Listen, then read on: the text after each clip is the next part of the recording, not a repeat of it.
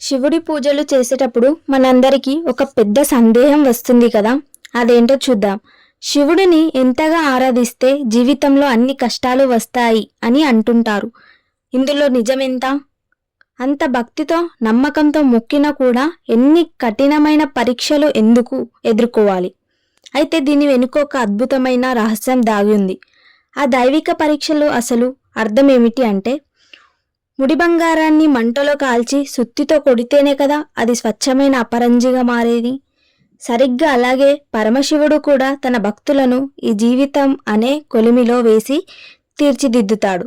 అంటే అర్థం, మనకు వచ్చే కష్టాలు అయినా ఇచ్చే శిక్షలు కావు, మనల్ని దృఢంగా మార్చే ఆధ్యాత్మిక పరీక్షలు మాత్రమే. పరీక్షల ద్వారా మనల్ని అహంకారం, బలహీనతలు కరిగిపోయి మనసు వజ్రంలా మారుతుంది. అయితే ఇక్కడ ఒక అద్భుతమైన విషయం, ఆ బోళశంకరుడు కష్టాలతో పాటే వాటిని తట్టుకునే శక్తిని కూడా ఇస్తాడు. సాక్షాత్తు ఆ శనిదేవుడినే శాసించే మహాదేవుడు తన భక్తులు ఎప్పటికీ నడి రోడ్డులో వదిలిపెట్టడు, ఇది పక్క. కాబట్టి ఒకసారి ఆలోచించండి, నేటి ఈ కష్టాలనే రేపటి మన విజయానికి బలమైన పునాదిగా మార్చుకుందామా?